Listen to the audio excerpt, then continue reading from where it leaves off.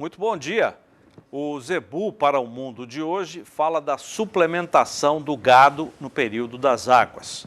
Nosso convidado é o Dr. Rodrigo da Costa Gomes, pesquisador da Embrapa Gado de Corte.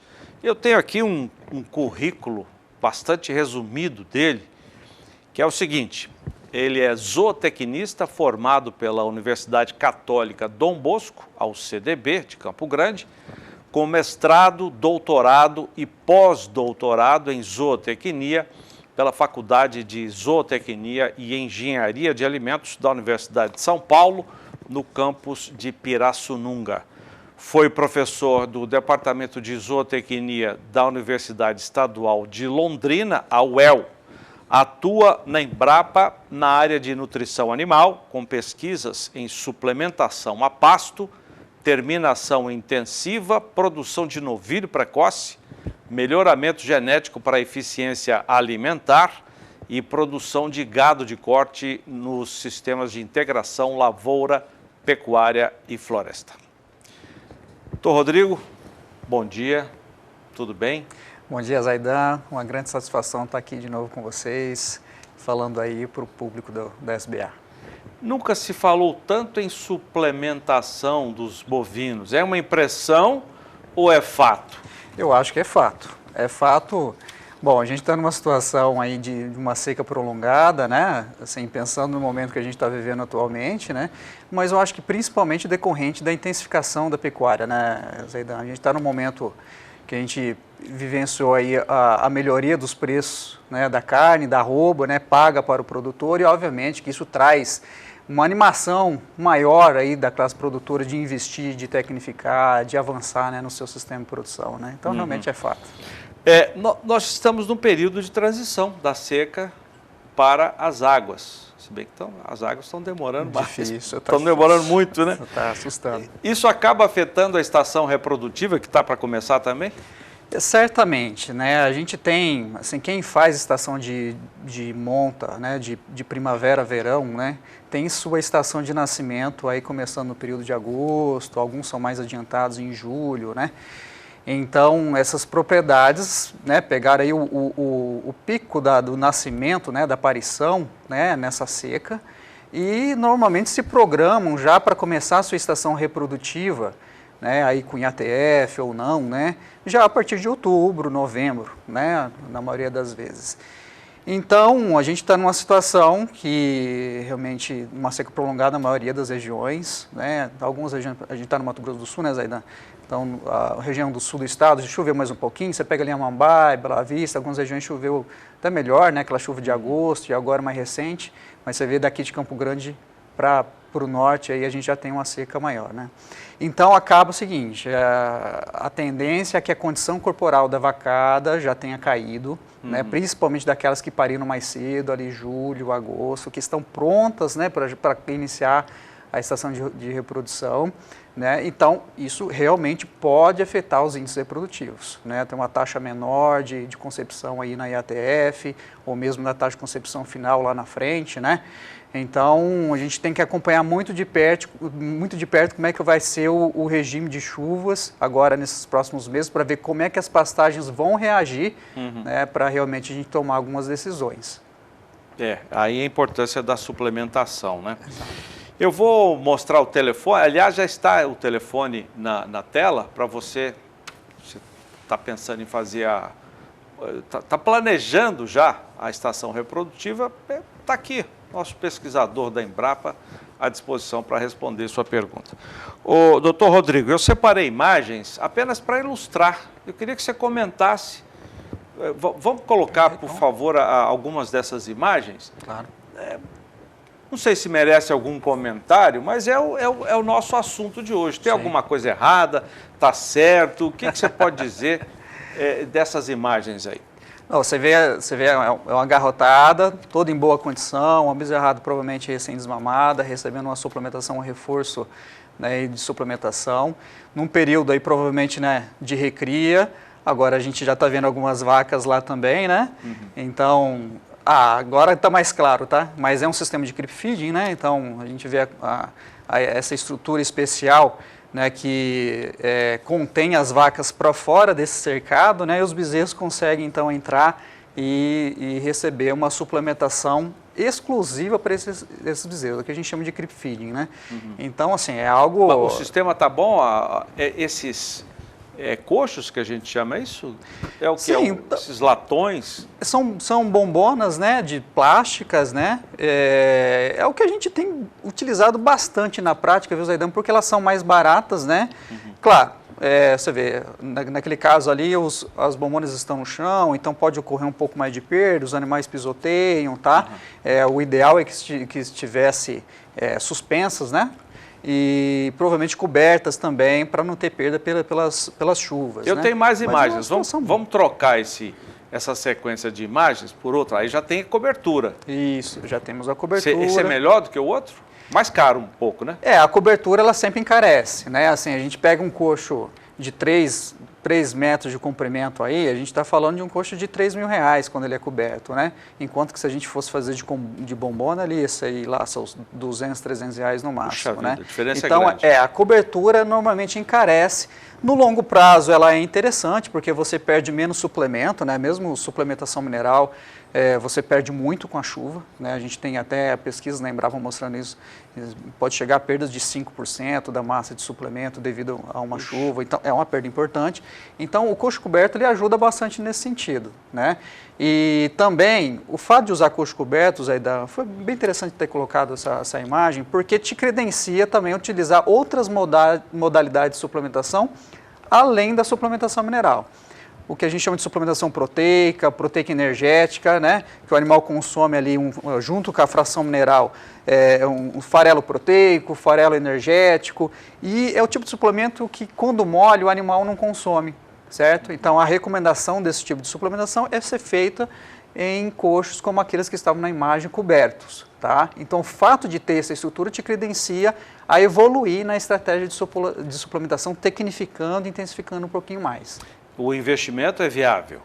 Normalmente sim, ele é viável, o retorno é mais de longo prazo, obviamente, né? Como eu falei, você pega um coxo de 3 metros, vamos dizer que seja lá entre R$2.000 e R$2.500, R$3.000, né? Ele vai abastecer aí para suplementação proteica energética em torno de 20 a 30 animais, certo? Mas é o tipo de suplementação que você vai acelerar o ganho de peso, esse animal vai sair mais rápido da sua pastagem, vai ser abatido mais jovem, né? E com o tempo é o tipo de investimento que se paga, né? Claro, tem que ver as condições de cada um também, às vezes o produtor não tem nem a logística de fazer esse tipo de suplementação proteica ou proteica energética. Uma coisa que a gente sempre fala, principalmente para os técnicos, né? Os técnicos chegam na propriedade, normalmente querem recomendar uma melhoria na estratégia de suplementação. O primeiro ponto que tem que se olhar é a questão de logística. Existe equipe suficiente para fazer esse tipo de suplementação? Porque diferente da suplementação mineral eu vou lá uma vez por semana, encho o coxo, deixo lá o gado consumindo. Aí tem que ser coberto. Volto. Para o mineral ou não? Para o mineral, ele não precisa ser coberto, né? Quando a maioria não é coberto. Só que as perdas pela chuva são grandes. Hoje, a gente tem no mercado alguns produtos com algumas tecnologias que evitam essas perdas, né? Então, o produtor pode também adotar esse tipo de tecnologia. Existem 2, 3 tecnologias que começam no mercado. Já para suplementação proteica e proteica energética, mesmo nas águas, né? A gente pode utilizar mesmo nas águas. É o que vocês orientam os técnicos. Coxo coberto e principalmente olhar se tem mão de obra suficiente para fazer essa suplementação, porque normalmente aí o funcionário tem que ir lá no coxo 2, 3, 4, às vezes até 5 vezes na semana para reabastecer aquele coxo, tá? Então muitas vezes o produtor fala assim, não, eu vou sair do sal mineral e vou começar a usar um suplemento proteico energético, né? Vai lá, vai gastar um pouquinho mais e tal, só que ele começa a ver que o resultado do suplemento proteico energético não é melhor do que o do sal mineral. Trocou o 6 pelo meia dúzia. Muitas vezes porque ele não tem pessoal ali qualificado e disponível para fazer essa suplementação mais frequente, porque realmente é uma suplementação que tem que ser feita mais frequente, tem que ir mais vezes no coxo, porque o animal consome numa quantidade mais elevada, sabe? Então, são questões técnicas do dia a dia, sabe, Zaidan, que é bom a gente... Porque, assim, se você for pela técnica, não, a suplementação proteica energética é muito boa, vai dar um ganho de peso lá de 150, às vezes 200 gramas a mais por dia no período das águas, dependendo da condição da pastagem, mas tem questões operacionais que devem ser cuidadas pelo produtor, né, para realmente tomar a decisão de adotar esse tipo de estratégia, sabe? Muita gente acha que pelo fato de estar no período das águas não precisa da suplementação. Uhum. É correto pensar assim? Olha, vai depender muito, vamos colocar duas situações, uma questão da suplementação mineral e outra questão da suplementação proteica e proteica energética. A proteica e proteica energética, ela é realmente optativa, é uma opção do produtor, vai depender muito do objetivo dele, né? Então, por exemplo, eu tenho uma situação de pastagem regular, né? Eu não faço uma integração lavoura-pecuária, eu não tenho condições, por qualquer motivo, né, de fazer adubação muito frequente, né? Minhas pastagens são regulares, não são ruins, mas são regulares, né? Esse tipo de situação, normalmente você pode recomendar uma suplementação proteica ou mesmo proteica energética nas águas, pensando, dependendo do objetivo do produtor, pensando principalmente em reduzir a idade de abate. O produtor fala assim, desculpa interromper, mas eu tenho que pegar o gancho do atual momento, do atual cenário de preços muito bons. Então, o pecuarista, aquele que termina o seu gado, ainda não está na hora, quer dizer, ele ainda vai levar um tempo para terminar o gado dele, para vender e aproveitar esse bom momento. Então, seria o caso de usar um proteico energético para acelerar esse ganho em peso e adiantar a terminação?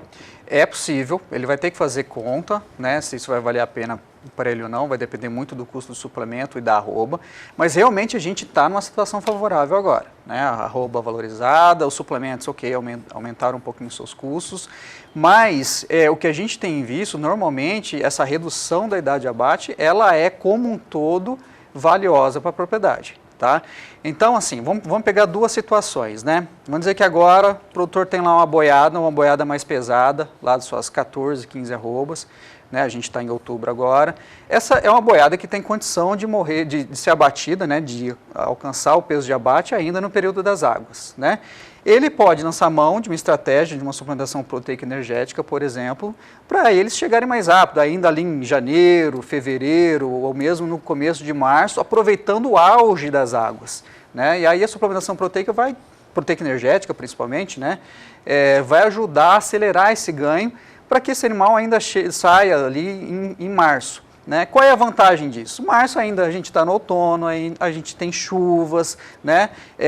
Ainda abre espaço, né, dessa pastagem folgar um pouquinho, crescer um pouquinho, né, melhorar suas condições para entrar, né, uma outra safra, de repente pegar, até mesmo utilizar a mesma pastagem para fazer um semi-confinamento de um outro lote que vinha um pouquinho mais leve, foi ganhando peso no período ali das chuvas mais intensas, aí chegou ali em março, por exemplo, já com suas 15 arrobas, ele vai estar numa situação ideal para, por exemplo, usar um semi-confinamento, aí sim, numa condição, uma quantidade de concentrado maior, para fazer a terminação desses animais, né?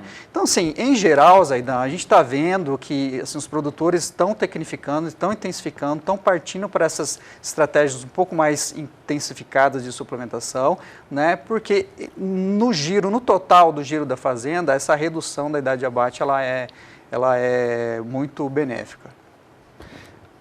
Pela questão do preço, que a gente sabe, e tem outros benefícios também, essa redução? Principalmente Você falou que é boa para a fazenda. Principalmente pelo aumento de giro, né?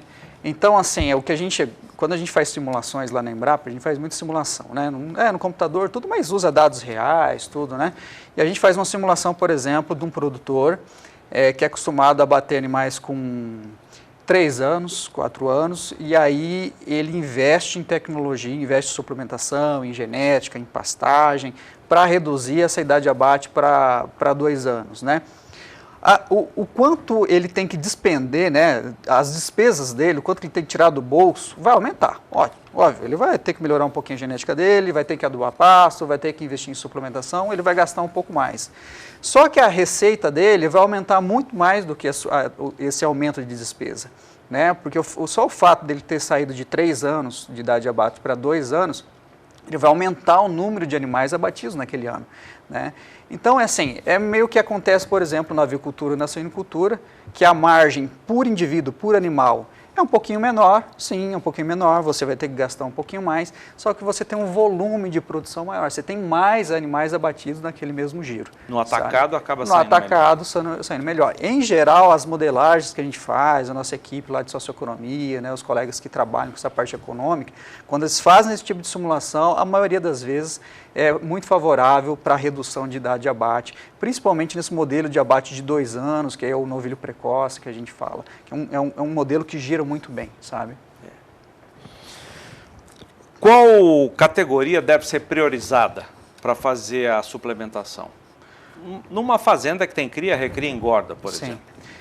Ó, vamos começar pela recria e engorda, tá? Normalmente, a recria e engorda, a gente recomenda que o nível de suplementação, ou seja, o nível de suplementação é assim, a mais simples é a mineral, aí depois você vai para uma proteica, depois vai para a proteica energética, depois vai para o semi-confinamento, vamos dizer assim. Você tem que ir aumentando esse nível à medida que o animal fica mais pesado ou mais velho, né? Então, comprei uma bezerrada desmamada, certo? Vamos dizer que eu comprei uma bezerrada, a gente não está nessa época, mas vamos dizer que a gente comprou ali em maio, junho, né? Estou no início do período da seca, pastagem com baixa qualidade, né? O mais comum, Zaidan, é o pessoal pegar e colocar esse animal numa suplementação mineral e ele passa, esse bezerro passa na suplementação mineral durante o período seco inteiro, tá? E o que a gente mais observa é animal perdendo peso.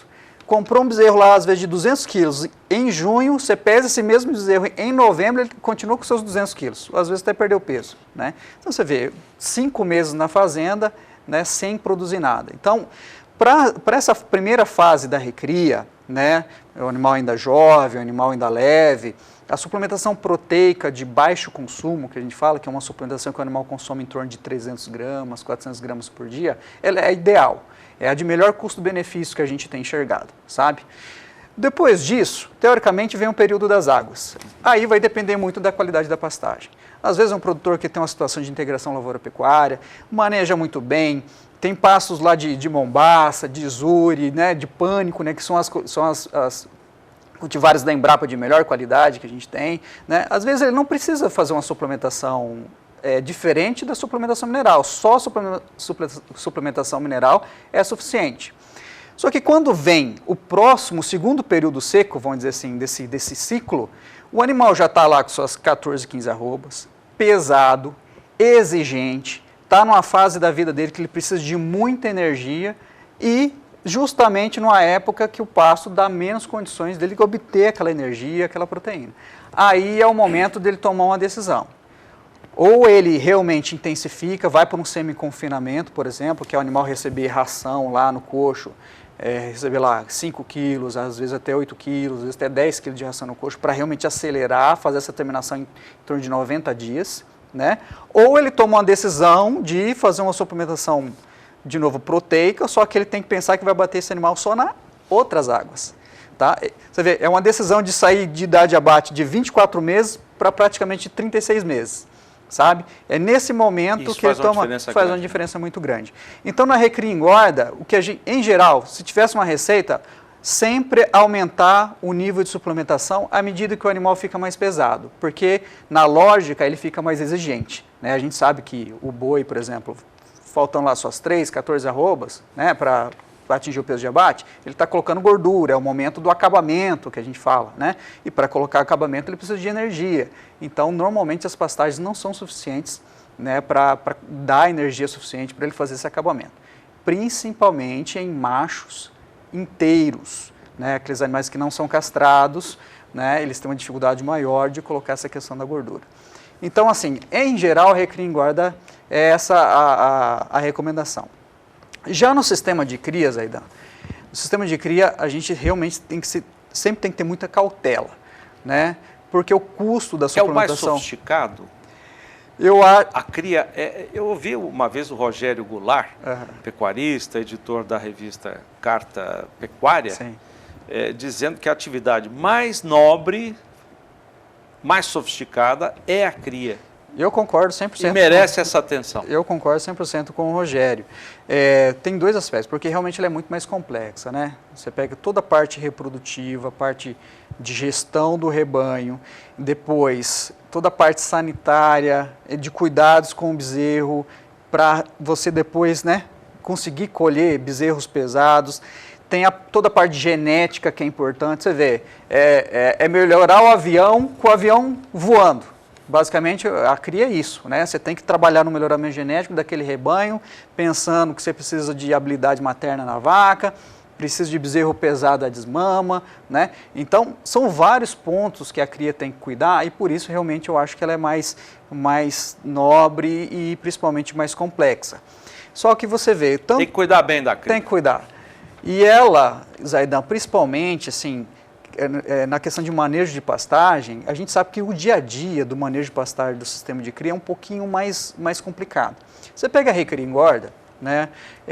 Vamos dizer que a gente tem uma seca como essa, né? Uma seca que está prolongada, as pastagens, né, já realmente reduziram muito a sua massa, está difícil. Você quer reduzir a lotação da fazenda? Você vai lá, pega um lote, uma garrotada lá às vezes mais leve, leva no leilão, amanhã está vendida. Não tem problema. Você pega o sistema de cria, ele é um pouco mais complexo para fazer isso, né? Situação como essa, você olha para o seu rebanho de vaca de cria, você tem lá 50% está prenha, 40% está parida e um pouquinho está vazia, né? Você vai vender, levar a vaca parida, acabou, né? O bezerro acabou de nascer, você vai levar para o leilão e vender, sabe? Então, assim, é um pouquinho mais complicado de fazer o manejo de pastagem e até por isso, em geral, não estou falando isso como regra, né? Mas o que a gente enxerga é que as pastagens que são destinadas ao sistema de cria são um pouquinho, tem uma qualidade um pouquinho pior, porque realmente é um pouquinho mais difícil de fazer manejo, de quebrar lotes, sabe? De formar lotes. A gente tem essa época, né, que é a estação de nascimento, que você tem a questão da maternidade, né? Você junta lá suas vacas que estão chegando, né, para parir, né? E você tem que mantê-las numa condição, num lugar que seja apropriado para acontecer o nascimento. Então, eu estou colocando isso porque a qualidade da pastagem, em último caso, também influencia a necessidade de suplementação. Se você fosse ver bem, dependendo da situação, que nem uma situação como essa, que lá no início eu falei, né? Você tem vaca parida, lá de julho, agosto, provavelmente já caiu bem de condição corporal, uma vaca que já emagreceu, porque ela está tá produzindo leite, então está exigindo muito dela, e ao mesmo tempo tem pouca pastagem. Seria uma situação de você, às vezes, utilizar uma suplementação proteica energética, fornecer um pouco mais de suplemento para essa vaca, para ela conseguir, pelo menos, sustentar um pouquinho a sua produção de leite e ter uma condição nutricional básica para entrar na estação de monta, para fazer a parte reprodutiva. Só que, normalmente, suplementar a vaca é mais caro, né, Zaidan? Estou falando de uma vaca de 500 quilos, 550 come quilos. mais ou o produto mais... Porque ela come mais, né? Então, se eu fosse dar o mesmo produto que eu falei lá no início, um pouquinho antes do bezerro que desmamou, né, que é o suplemento proteico de baixo consumo. Um bezerro de 200 quilos vai consumir lá seus 200, 300 gramas. Desse mesmo suplemento, uma vaca de 550, 600 quilos vai consumir lá, às vezes até 900 gramas, 1 quilo por dia, entendeu? E se eu quisesse ainda melhorar mais ainda a condição dela, eu teria que ir para um suplemento de 2 quilos por cabeça dia. Então já começa a aumentar um pouquinho o custo, né? Então, assim, a gente está numa situação de bezerro valorizado também, o peso do bezerro normalmente acompanha a arroba, a gente está numa situação de ciclo pecuário de pouca oferta de bezerros. Então, dependendo, o produtor pode enxergar que isso vale a pena também. É uma tecnologia, é uma alternativa que ele tem na mão. No mercado. Exatamente, mas que está na mão dele, né? Bom, tem pergunta aqui, o Daniel de Toledo, Minas Gerais. Eu acho que eu vou para o intervalo comercial.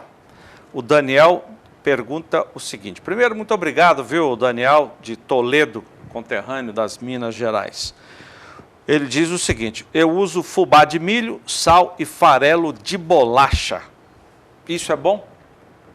Depende do objetivo dele. Vamos ver, então, daqui a pouco a gente volta, depois do intervalo comercial, com o Dr. Rodrigo Gomes, da Embrapa.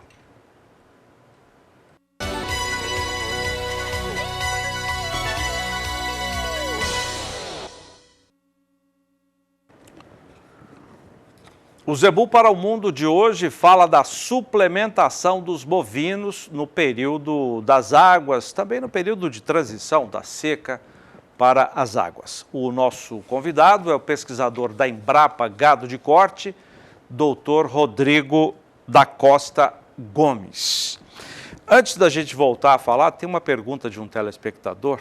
A gente sempre dá um passeio pelas nossas praças. Hoje vamos a São Paulo, a Bolsa Brasileira de Mercadorias, com Walter Pulga, que tem uma atualização das informações e dos mercados nesta terça-feira. Olá, Pulga. Zaidan, vamos atualizar rapidamente o que é destaque hoje no noticiário envolvendo o agronegócio, né? Bom, é destaque a demanda por crédito rural, que está disparada e, mais do que isso, já ameaça alguns programas do governo. Bom, linhas de investimento tiveram uma demanda crescente de 73% na comparação com o ano passado, quase 20 bilhões de reais, ou seja, o Plano Safra foi anunciado e já temos aí uma demanda muito forte de recursos que começam a minguar. Nas operações de custeio, o aumento no pedido de financiamento foi de 20%, mais de 42 bilhões e meio de reais. E para comercialização e industrialização também houve avanços, né? O número de pedidos de financiamento para o agronegócio é muito grande. Tudo isso decorre, lógico, de preços bons, produtor rural investe mais, demanda mais recursos e é, a princípio, uma boa notícia, pelo menos para a ministra da Agricultura, Tereza Cristina. Ela afirmou neste fim de semana que esse é um problema, vamos dizer, um bom problema, já que mostra a confiança do produtor rural no futuro dos seus negócios. O fato é que já há dificuldade para alguns recursos. O BNDES, por exemplo, já avisou instituições financeiras que iria barrar alguns pedidos, né, de financiamento, porque não há recurso suficiente mais, né? O Banco do Brasil e as cooperativas de crédito Sicredi e Bancob, por exemplo, ainda têm recursos equalizados para a Pronamp, mas já há limitação, segundo o BNDES, para a agricultura familiar e também para médio produtor, aquele financiamento para médio produtor. Portanto, os recursos estão escassos. Também é destaque que o Brasil ameaça ir à Organização Mundial do Comércio contra o Reino Unido. Isso porque o Reino Unido está impondo uma série de restrições para produtos que seriam originários de áreas desmatadas. Bom, isso tudo é muito vago. O governo do presidente Jair Bolsonaro promete ir ao OMC para reclamar dessas exigências do Reino Unido, que não estão muito claras, estão muito pouco embasadas, né? Mas já é uma exigência lá. Isso pode resultar em uma reclamação do Brasil na Organização Mundial do Comércio, vou repetir, contra o Reino Unido. E o que acontece no mercado financeiro? Rapidamente, veja, o dólar continua em baixa, o dólar recua agora a níveis inferiores a 5,53, agora 5,52 mais 60, tem uma queda de 0,70%, continua uma queda do dólar que já começou ontem, enquanto isso a nossa bolsa em alta. A nossa bolsa sobe agora cerca de 0,70% também, aos 96.750 pontos, já passou hoje de 97 mil pontos, ou seja, continuamos com o movimento de ontem, dólar em baixa, bolsa em alta. Durante a nossa programação você terá mais detalhes sobre a evolução dos negócios no mercado financeiro e com os principais produtos agropecuários. Zaidan? Legal, obrigado, Pulga, pelas informações. Pulga, direto da BBM, Bolsa Brasileira de Mercadorias. Eu volto aqui com o Dr. Rodrigo da Costa Gomes, pesquisador da Embrapa. Tem uma pergunta aqui do Daniel de Toledo, Minas Gerais. Ele usa fubá de milho, sal e farelo de bolacha. É uma boa? Bom dia, Daniel. Obrigado pela pergunta. Você vê como é interessante, Zaidan, essa questão da regionalização, né? Assim, o Brasil ele é muito rico em fontes de alimentares, assim, um farelo de um suplemento, um farelo de um grão diferente, que só acontece, por exemplo, lá na Bahia, um subproduto lá da Amazônia. No caso, ele está colocando farelo de bolacha. Então, assim, O que é isso, esse farelo de bolacha? Provavelmente é resíduo da indústria de bolacha, né? Algum, assim, talvez perdas que tem durante o processo industrial, né? Que viraria resíduo, né? Que pode ser fornecido para o animal. Para o bovino, né? É um produto muito provavelmente muito rico em amido, né? E também rica em gordura e talvez açúcar, né? Então, assim, só por essas características já se mostra como uma fonte de energia, né? Então, vamos lá na fórmula do Daniel. Ele está dando sal mineral, ótimo, está corretíssimo. A gente precisa fornecer mineral o ano todo. As nossas pastagens, 100% praticamente. Carência é grande. Carência é grande. Então, assim, a suplementação, 100% do rebanho, ano inteiro. Suplementação mineral, ok. E aí ele está dando farelo de milho, que é uma fonte de energia, só que é pobre em proteína.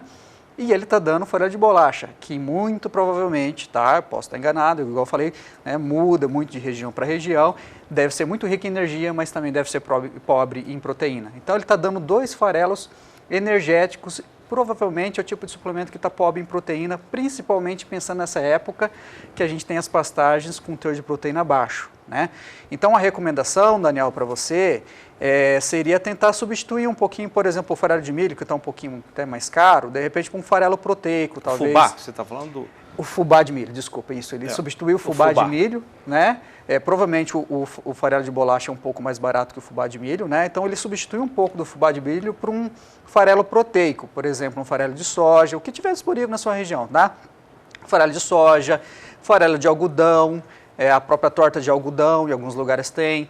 Aí em Minas eu sei que também normalmente se encontra farelo de amendoim, tá? Que é um farelo proteico. Então, só para aumentar um pouco o teor de proteína do seu suplemento, pensando que ele está sendo utilizado nessa época que as pastagens estão carentes de proteína, tá? Então, essa seria uma recomendação geral aí para ele, tá? Uma outra alternativa é ele colocar um pouquinho de ureia nesse suplemento, mas eu já recomendo ele conversar com uma pessoa técnica que conheça bem de formulação para saber a quantidade ideal de ureia a ser colocada. Porque a ureia pode se transformar num tóxico.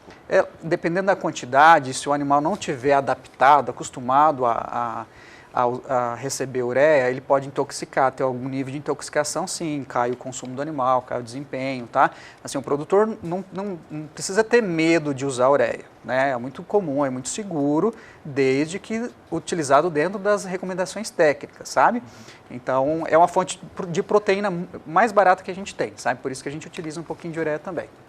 Isso ele pode pegar com um técnico do Sindicato Rural da região. Pode, a Emater de Minas, né, muito forte, uma equipe muito, né? Do próprio, eu não sei se lá temos o Senar de Minas, mas principalmente a Emater, né? Emater lá é muito forte. Muito forte, muito forte. Então pode se não me engano, é o Laterza, que é o presidente. Exatamente. O sobrenome Laterza, conheço a família Laterza, sim. Provavelmente seja, e lá, no se caso não me falha dele, a memória, é o presidente. No caso dele temos a Embrapa Gado de Leite, que fica em Juiz de Fora também, ele pode entrar em contato com a Embrapa Gado de Leite, lá tem uns 3, 4 colegas nutricionistas também que pode atendê-lo, às vezes ele está numa situação também de produção de leite, que pode atendê-lo lá é nos colegas lá de Juiz de Fora, procurar na internet Embrapa Gado de Leite, tem lá nosso serviço de atendimento ao cidadão. Beleza. Doutor Rodrigo, a estiagem esse ano parece que está mais longa. Muda alguma coisa no planejamento de suplementação? Se as águas demorarem muito a chegar? Olha, muda, Zaidan. Porque assim, teoricamente, agora, na técnica, vamos dizer assim, né, a gente já considera que outubro já é uma fase de transição, né? A gente já contaria lá com 100, 200 milímetros de chuva, né, as pastagens já rebrotando e a gente já estaria modificando a estratégia de suplementação que a gente estava usando até agora, né? Uma suplementação um pouco menos proteica, às vezes um pouquinho mais de energia, ou dependendo dos casos em que a situação, que a passagem está muito boa, aí já ir para a suplementação mineral, né? Então, qual é a tendência? Na manutenção dessa situação, continuar com essa estratégia de suplementação, né? O que a gente tem visto aqui, principalmente aqui no Mato Grosso do Sul, aqui essa região centro-norte, né, que ainda choveu pouco, todo mundo mantendo a suplementação proteica energética, dependendo da situação. Para vacada de cria, uma suplementação ureada, num sal com ureia, né? Até realmente, vamos dizer, a chuva regularizar e as pastagens começarem a melhorar de qualidade, tá? E agora, se prolongar ainda mais, né, o primeiro ponto realmente reduzir a lotação das pastagens, isso é essencial, né? Se o produtor tiver condição para isso, né, reduzir a lotação, vai ter que vender animal. Vender os animais? Uma parte, pelo menos sim. Às vezes ele nem vai conseguir fazer isso. Se ele conseguir, por que é importante isso aí, Dan? Então, o primeiro ponto é relativo ao próprio animal, né? Então, assim, são animais que estão perdendo peso, certo? Então, reduzindo a pastagem ou reduzindo a lotação vai melhorar a qualidade da pastagem. Aqueles animais que ficarem vão começar a ganhar peso mais rápido, né? Agora, o segundo ponto é realmente da condição da pastagem ter vigor novamente, rebrotar com vigor para realmente ter um desempenho melhor no período das águas, né? Então, assim, a gente tem que pensar que às vezes só a questão hídrica, ela não é o único problema. Se eu tenho uma lotação muito elevada, aquela pastagem vai demorar a reagir e aí eu vou ter um desempenho menor lá no período das águas, sabe? Então, essa é uma situação importante se pensar. Tem um assunto aqui, nas suas palestras ou explicações ou pesquisas, tem o seguinte tema: estabelecer metas econômicas e zootécnicas. Eu queria que você explicasse o que é isso e como estabelecer essas metas. Eu vou para mais um intervalo comercial. Eu volto na sequência com o Dr. Rodrigo da Costa Gomes, pesquisador da Embrapa. Até já.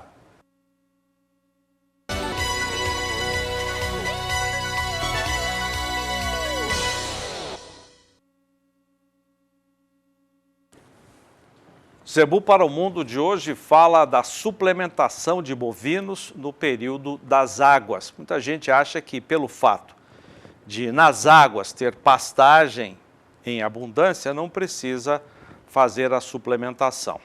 Mas nosso convidado, o Dr. Rodrigo da Costa Gomes, pesquisador da Embrapa Gado de Corte, diz que é bom, né? Tem a recomendação para se fazer a suplementação mineral, com toda certeza.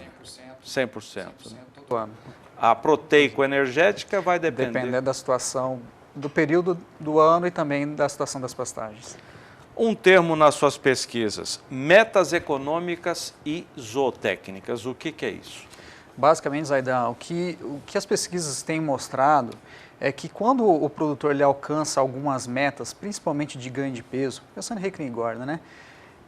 Ganho de peso em determinados períodos, isso garante uma rentabilidade maior, né? Então, a gente tem trabalhado assim com o produtor: olha, meta para a primeira seca da recria, pensando naquele sistema que desmama ali em maio, junho, né? E já começa a recria no período seco. Então, já para o ano que vem, então? Para o ano que vem, né? 300 gramas. Mas vamos colocar agora, então, o período das águas que vai começar, né? O que a gente tem visto, os melhores resultados, é quando o ganho de peso geral acima de 550, 600 gramas, né? Então, dependendo da situação de pastagem, a gente não consegue esse tipo de